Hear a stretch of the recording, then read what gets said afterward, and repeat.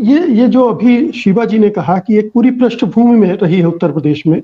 लगातार हम विकास दुबे जब उज्जैन से ले जाए जा रहे थे, तभी ये कहा गया था कि इनका फेक एनकाउंटर हो जाएगा। अतीक अहमद को जब दूसरे राज्य से उत्तर प्रदेश लाया जा रहा था, तो ये एक पूरी धारणा पक्की बनी हुई थी कि अब ये बचने वाला नहीं है। ऐसी सूरत में जब अतीक अहमद सुप्रीम कोर्ट गया, तो उसे वहां से कोई प्रोटेक्शन नहीं मिला। और आप पूरे जो जिस तरह से उसकी मेडिकल के लिए आधी रात को 10 बजे रात को ले जाना, और जिस तरह से उसको ले जाया गया बहुत ही कम सुरक्षा में, वो सारे संदेह पैदा करता है कि दरअसल ये एक तरह का सुनियोजित ढंग से एक हत्याकांड था। लेकिन इसकी जांच, एक तो सुरक्षा न मिलना अतीक अहमद और उनके साथियों को, दूसरा अब उसकी जांच की भी संभावना नहीं दिख रही अगर सुप्रीम कोर्ट हस्तक्षेप नहीं करता है। आपको क्या लग रहा है, क्या सुप्रीम कोर्ट में गई याचिकाएं कुछ अलग तरह से इस पूरे घटना को मोड़ दे सकती? मुकेश जी, आपके इस चर्चा का विषय, जैसा मैं समझ रहा था, फेक इनकाउंटर आपने बताया था, लेकिन अभी जो हम चर्चा कर रहे हैं वो कोई इनकाउंटर का मामला नहीं है, वो हत्या का मामला है। फेक इनकाउंटर कुछ दूसरे केस में हम डिस्कस कर सकते थे, जैसे अतीक अहमद के बेटे के साथ हुआ, और अन्य जो 183 आपने एग्जाम्पल दिया वो इनकाउंटर का है। ये जो बात हुई अतीक अहमद का जो मर्डर हुआ है, इसको फेक इनकाउंटर के कैटेगरी में नहीं डाला जा सकता। ये सरकार की विफलता है। अब जहां तक आपने सुप्रीम कोर्ट की बात की, सुप्रीम कोर्ट में हाँ इनका पिटीशन गया था, इन्होंने अपनी जान पर खतरा बताया था, और सुप्रीम कोर्ट ने सिर्फ एक टिप्पणी देके इसको डिसमिस कर लिया था, और इनके वकील ने इनको विड्रॉ भी किया था। वो टिप्पणी सिर्फ यही थी कि चूंकि वो इस वक्त हिरासत में है, तो ये सरकार का कर्तव्य है कि उसकी जान की सुरक्षा हो। सुप्रीम कोर्ट ने इस बात को रिकॉर्ड करने से मना किया कि उसकी जान को कोई खतरा था। हालांकि अतीक अहमद के वकील इस तरह का तर्क दे रहे थे कि इसको भी उनके आदेश में मेंशन किया जाए, लेकिन वो सुप्रीम कोर्ट ने मेंशन नहीं किया। उनकी अपनी विजडम है। अब लेकिन इतना जरूर कहा था कि ये जिम्मेवारी जो है राज्य सरकार की है। इसके अलावा एक और बार ये मामला इलाहाबाद हाईकोर्ट में शायद अतीक अहमद के भाई लेके गए थे, जो वहां भी यही मामला था कि उनकी जान पे खतरा था। इलाहाबाद हाईकोर्ट का आदेश थोड़ा ज्यादा स्पष्ट था, जिसमें उन्होंने कहा था कि इसमें उनकी जान को खतरा है, तो इस कारण से उनकी सुरक्षा बढ़ाई जाए, और वो थोड़ा डिटेल्ड ऑर्डर था। सुप्रीम कोर्ट ने जिस तरह से पूरी तरह से अपने आप को इससे अलग रखा और कहा कि आप एप्रोप्रिएट न्यायालय में जाइए, इलाहाबाद हाईकोर्ट में जाइए, और इलाहाबाद हाईकोर्ट में जो इस तरह का एक निर्णय हुआ था, उसमें ये जरूर डायरेक्शन था कि पुलिस को और राज्य प्रशासन को उसकी जिम्मेवारी बनती है कि उसको सुरक्षा दी जाए।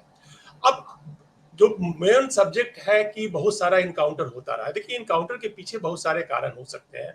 हमें तीनों चारों पक्ष देखना पड़ेगा। एक पुलिस का पक्ष है, एक कानून का पक्ष है, और एक मानवाधिकार का पक्ष है। पुलिस का पक्ष ये है कि पुलिस को आग्नेय अस्त्रों का प्रशिक्षण मिलता है, वो रिवॉल्वर और राइफल लेके चलते हैं, जाहिर वो दिखाने के लिए नहीं है और ना ही बारात में गोली चलाने के लिए है। उनका काम जो है वो शांति व्यवस्था बनाने के लिए, न्याय व्यवस्था बनाने के लिए है, ऐसा जो प्रावधान है।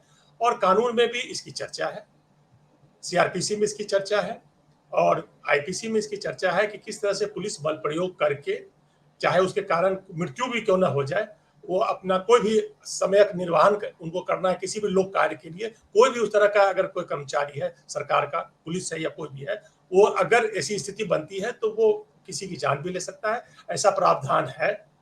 आईपीसी की धारा 300 में एक अपवाद है, अपवाद 3 वकील साहब अच्छे से जानते होंगे, उसमें भी है। और एक और भी सीआरपीसी में 46 में भी है कि अगर आवश्यकता पड़े तो जान भी ली जा सकती है अरेस्ट को करने के लिए, अगर वो व्यक्ति आरोपी है इस ऐसी आरोप का जिसमें मृत्युदंड या पूरे लाइफ इम्प्रिजनमेंट का प्रोविजन। लेकिन राकेश जी, मामला तो यहाँ मतलब ये है ना कि न्यायालय तक मामले को जाने नहीं दो, यही हिसाब कर दो, और एक खास कम्युनिटी का अगर है तो उसको तो जरूर निपटा दो। मैं वही बताया ना कि इसमें 3 पक्ष है।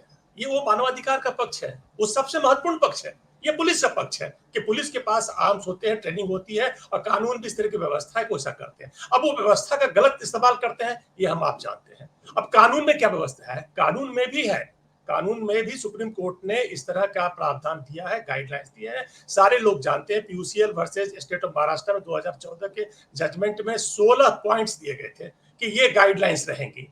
उस गाइडलाइंस का धड़ल्ले से उसका दुरुपयोग होता है, उसका मजाक उड़ाया जाता है, ये भी हम जानते हैं। तो कानून अपनी जगह ठीक है, सुप्रीम कोर्ट ने भी गाइडलाइंस दिए हैं, उस गाइडलाइंस का तो कभी कोई पालन हुआ नहीं। और आज अतीक अहमद के केस में अगर सुप्रीम कोर्ट ने अगर कुछ नहीं भी कहा तो हम उसको जिम्मेवार ठहरा रहे हैं। अगर वो कह भी देते तो क्या हो जाता? क्या सुप्रीम कोर्ट ने पहले कोई गाइडलाइन नहीं दिया? क्या उसका पालन हो जाता है? सुप्रीम कोर्ट हजारों गाइडलाइंस है, अरेस्ट पर है और इनकाउंटर पर है, हर विषय पर सुप्रीम कोर्ट ने गाइडलाइंस है। उसका पालन कहां कर रहे हैं? राज्य की सरकार ने कहां कर रही है? यहां सुप्रीम कोर्ट की व्यवस्था है, एक लिमिट से ज्यादा वो आदेश नहीं दे सकती है। सुप्रीम कोर्ट के पास कोई ऐसा पुलिस फोर्स नहीं है कि कोई भी व्यक्ति अगर उसके पास जाए और बोले कि मेरी जान को खतरा है तो उसको अपना पुलिस फोर्स के अंदर उसको डाल दे। प्रोटेक्शन ऐसा नहीं दिया जा सकता, उसकी अपनी व्यवस्था है। अब रही वह मानवाधिकारियों की बात, वो तो बिल्कुल सबसे शर्मनाक है कि अगर कोई इस तरह की किलिंग हो रही है, चाहे किसी भी देश में हो रही, किसी प्रांत में हो रही हो, जिस समाज में हिंसा ज्यादा है, जिस समाज में उग्रता ज्यादा है, उत्तेजना ज्यादा है, वहां पुलिस को ज्यादा पावर होता है। पुलिस अपने बंदूक का इस्तेमाल करती है। हमारे देश में जितने पुलिस के द्वारा जितने लोग मारे गए हैं, उससे कहीं 5 गुना लोग अमेरिका में मारे गए हैं। पिछले साल अमेरिका में 958 कुछ लोग पुलिस की गोली से मारे गए, वो भी इसको भी आप इनकाउंटर कर सकते हैं। लेकिन वहां बात अलग है, वहां फेक इनकाउंटर नहीं है, पुलिस वहां भी बंदूक का इस्तेमाल कर रही है।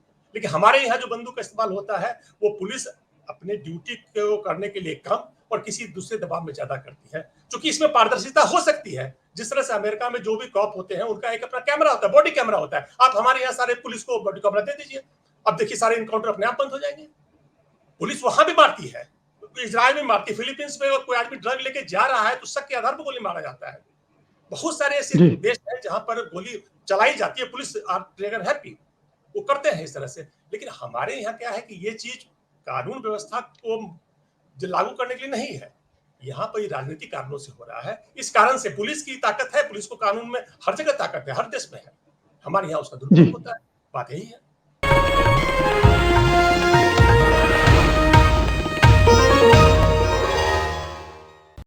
सत्य हिंदी का ऐप डाउनलोड करें गूगल प्ले स्टोर पर।